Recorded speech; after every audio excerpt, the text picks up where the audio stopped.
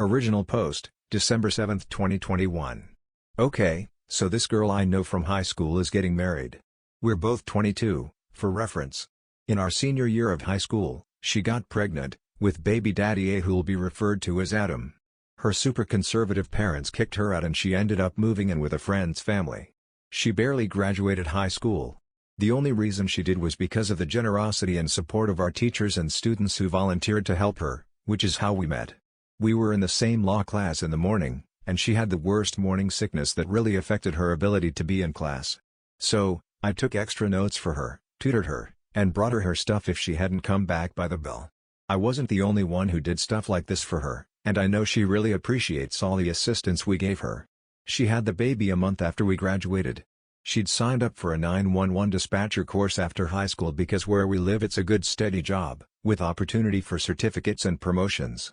But she didn't realize how intensive the course would be and had to drop out.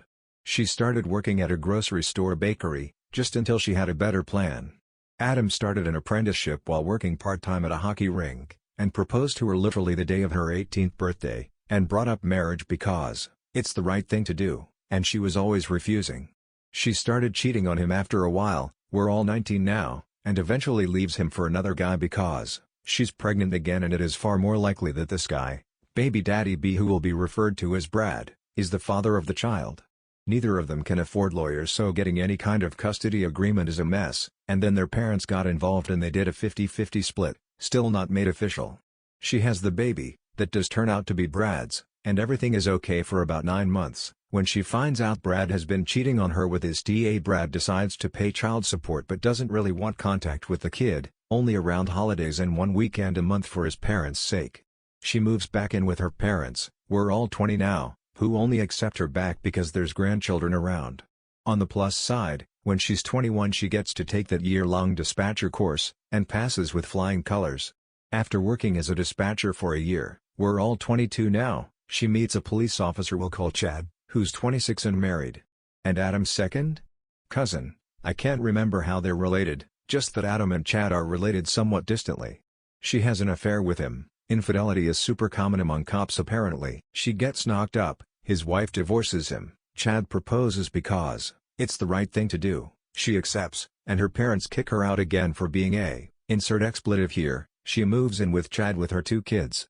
They've started planning the wedding, which given the background is something akin to a dumpster fire. Adam is livid. He was desperately in love with this girl and hasn't really recovered from what she did to him, and while she rejected his proposals years ago, she's accepted one from his cousin who proposed for the same reason he did. Adam has basically made a call for loyalty in the family, dividing everyone one who should go, who should give money, plus they're having trouble planning anything because of COVID.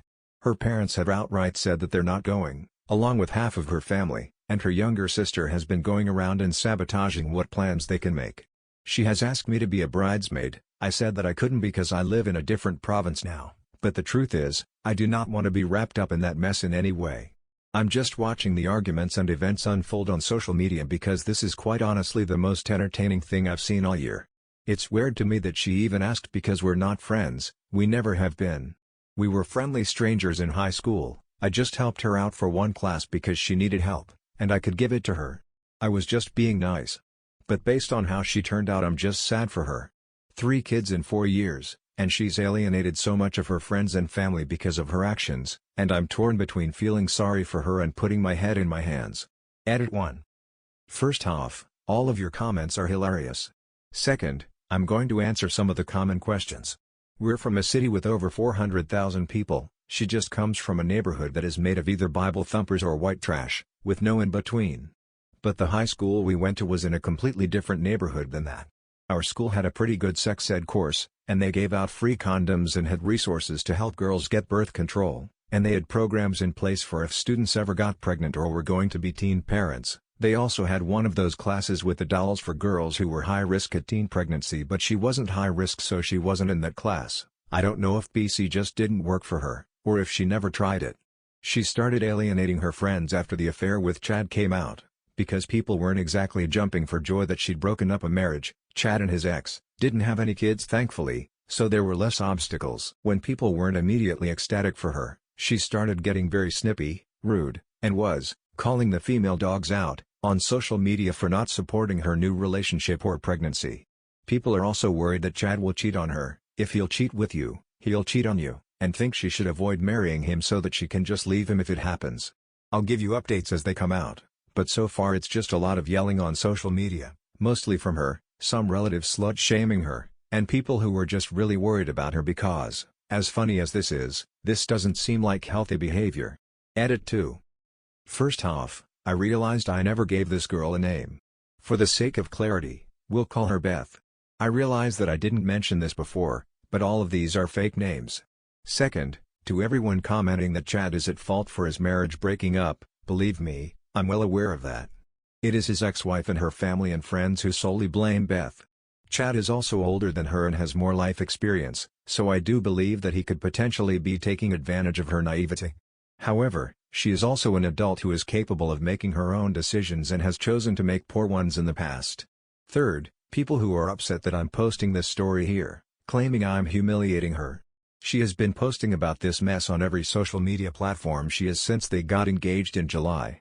She put this out there long before I did, except she did so in front of friends, family, employers, and coworkers, as well as internet randoms.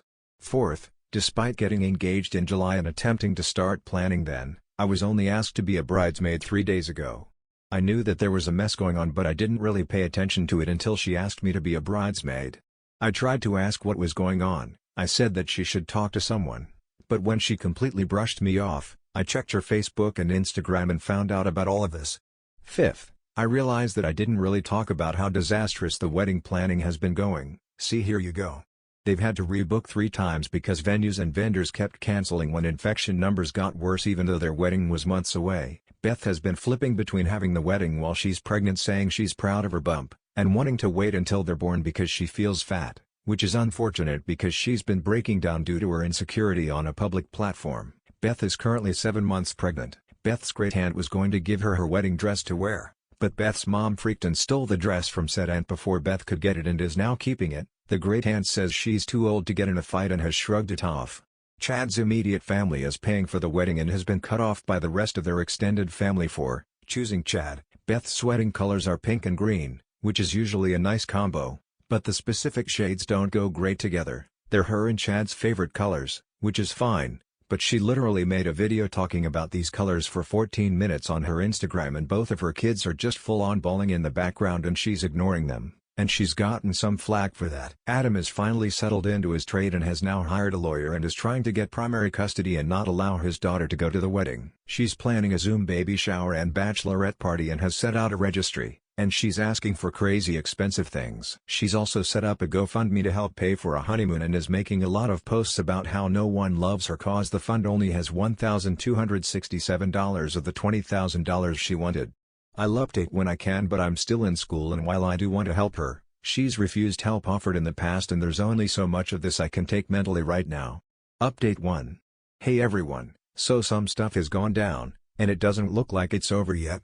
Sorry, I didn't update sooner, but the virus came back with a vengeance and totally messed up plans with university and family. Anyway, onto the update. From the last update, there's been lots of ranting and chaotic wedding planning on social media. She found a dress and has decided she will get married while pregnant. They found a local wedding venue that is very lovely, but I'm shocked she's still trying to book stuff with all of their previous venue cancellations. December 16th, her little sister unblocked her to call her a hoe and tell her that all her wedding plans were stupid. This resulted in a petty and entertaining Facebook war until the little sis blocked her again on the 17th. December 18th, Beth went nuts on social media because Adam had kidnapped their daughter. What really happened is that because courts are moving at a snail's pace due to COVID and Adam had reason to believe that their daughter was not safe living with Beth, he decided to just not give her back. They don't have a custody agreement, and when Beth tried to call the cops, they couldn't do anything because he was kind of right. There were dozens of videos on her various social media accounts of her ignoring their daughter, yelling at her daughter for crying, or doing other things that toddlers do. It turns out that everything she needed was bought by Adam: food, diapers, clothes, toys, daycare, etc. on top of the unofficial child support he was paying every month, which turned out to be $500 a month, a number I find ridiculous because Adam was already paying for literally everything, because she refused to buy anything for her daughter and insisted it was Adam's responsibility. Additionally, After the immediate post-birth appointments, Beth never took Baby A to a doctor's appointment, she always deferred that to Adam. Baby A's pediatrician has never met Beth.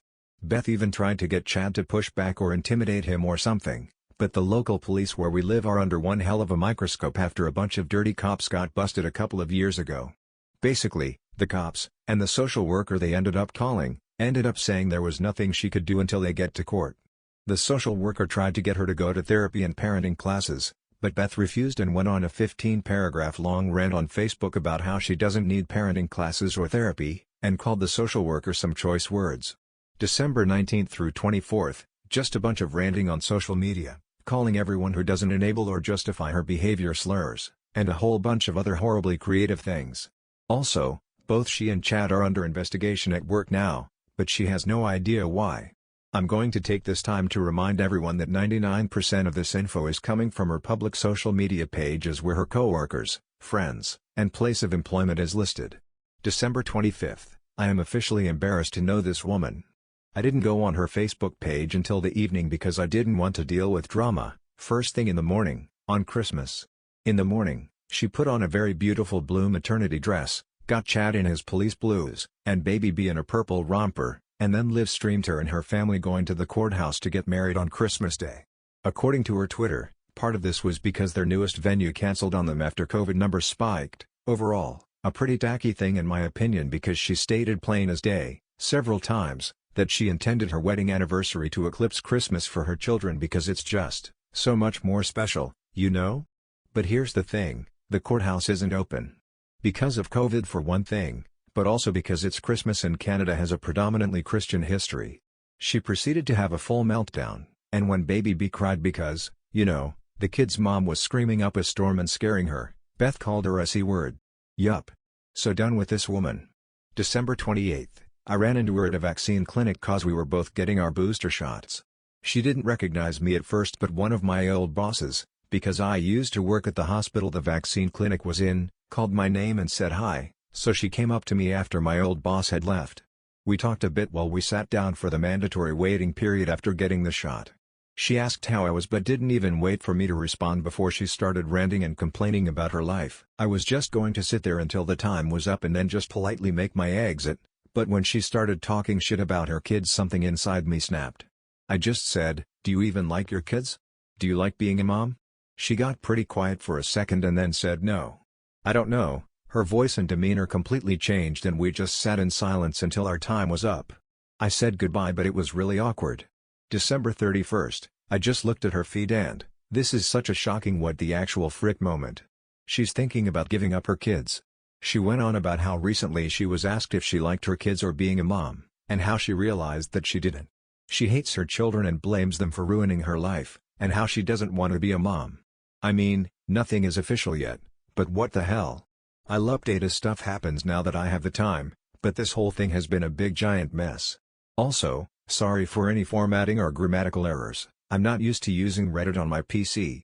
Update 2. Okay, so, some stuff has happened and most of it's good. January 4th, Beth and Chad stopped posting on all social media.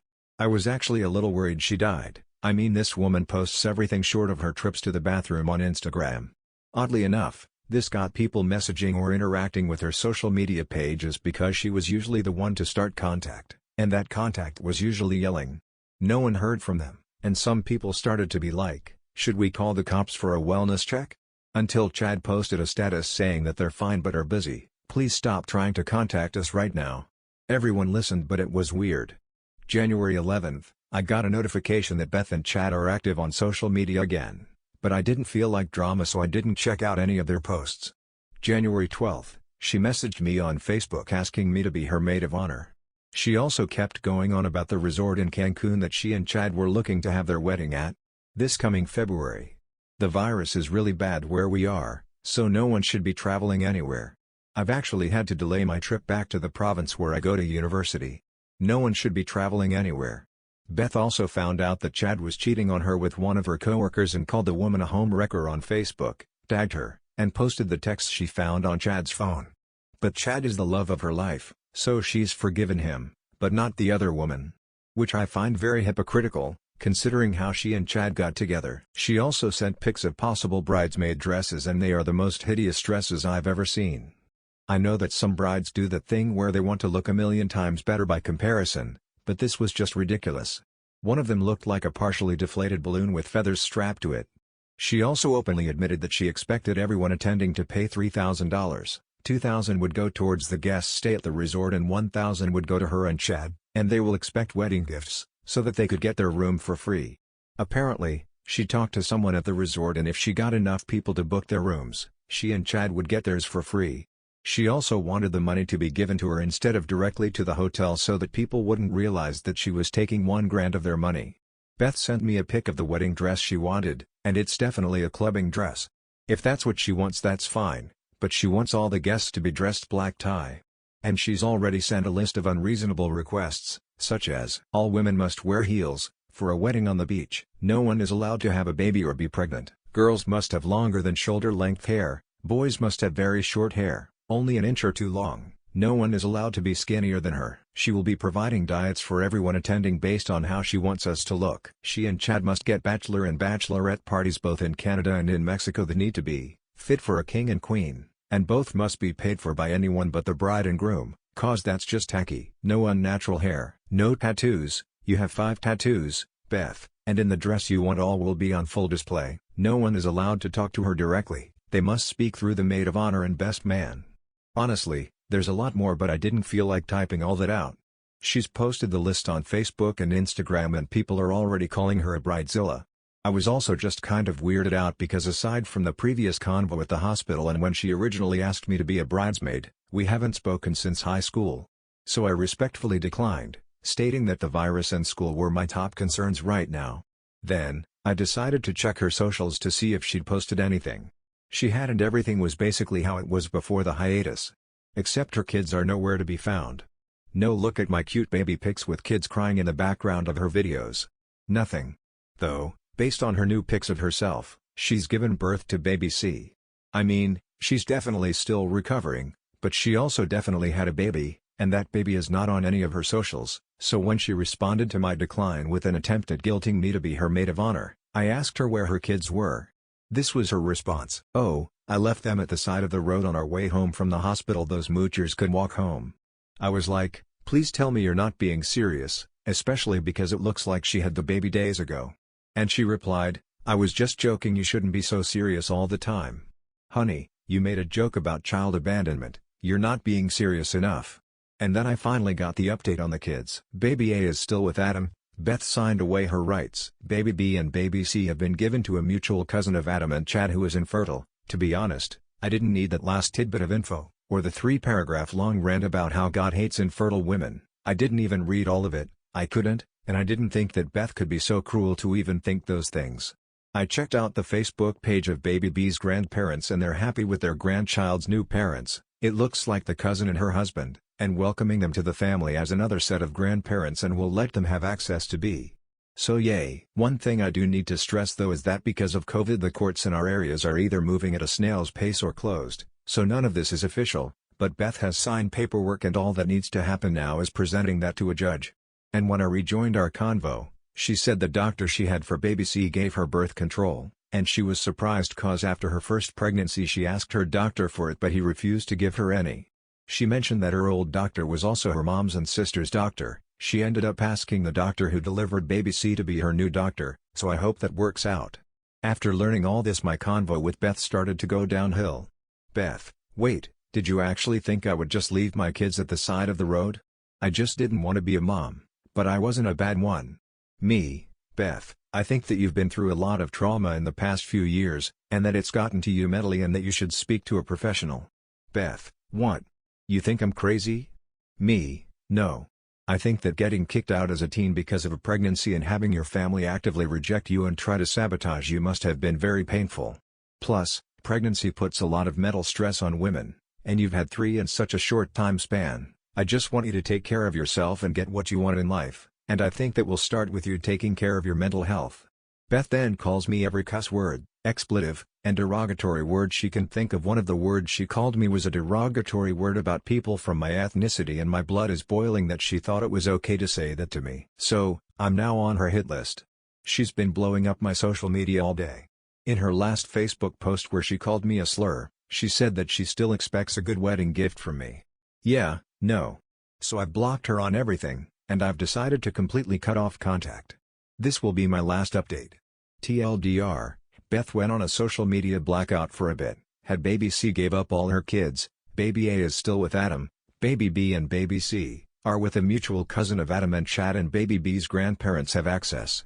Chad cheated on her and she forgave him, but she probably shouldn't have. She's decided to have her wedding in a little over a month in Cancun and is expecting unreasonable things from everyone already. She asked me to be maid of honor. I respectfully declined. I also suggested that she talk to a mental health professional because she's been through a lot in the last few years, and she cussed me out. She also called me a derogatory name directed at people of my ethnicity, and that was the final nail in the coffin. I'm now on her hit list. But her kids are safe, and I have no interest in going to the wedding, so I'm cutting contact completely and have already blocked her on all my socials. I'm refusing to be involved with her anymore and will not be updating on the situation. Update 3, January 25, 2023.